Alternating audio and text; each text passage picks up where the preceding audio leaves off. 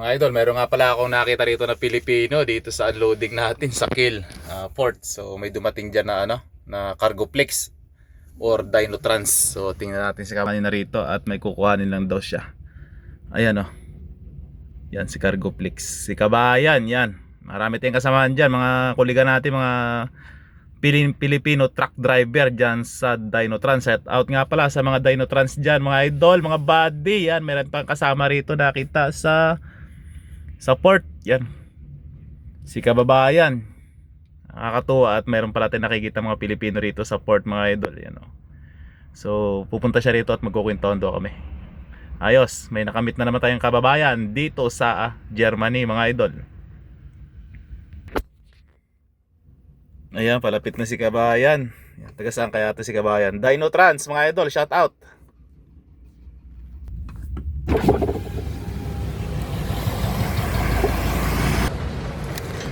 Waiting ka ng pangarga? Mali yung ano ko. Yung?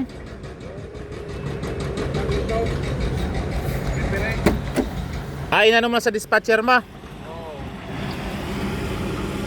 Kumusta? Ano pa ba niya? Bidnarik. Dinotrans ka, no? Oo. Ano pangalan mo? Yeah. GR. Tagal ka na dyan? Ano, tagal na rin dyan. Saka sa kabila, kwentuhan tayo. Hinintay ko nga yung ano, mamaya. Sige, Oo. sige. Saan ka? Patawid ka? Hindi, dito lang ako, magdidiskarga lang ako. Kanina pa nga ako 3 oras eh. Kanina pa ako binigyan pala ng loading. Nakalimutan na ano ko yung message. Kasi yung message ko nagkasalubong. Ganun ba? So inintay mo pa yung response sa dispatcher mo? Nag-message ako noon pagkatapos ko mag-diskarga, nag-message ako. Tapos nung mag-message ko pangalawa, may nag-message pala siya, parang nagganunan, dinatakpan na naman yung message niya. Kaya pala eh. Taga saan ka sa atin? Ilocos. Ikaw? Ilocos. Bataan. Saan ka? Pero sa ako, sa Bataan ako nakatira ngayon.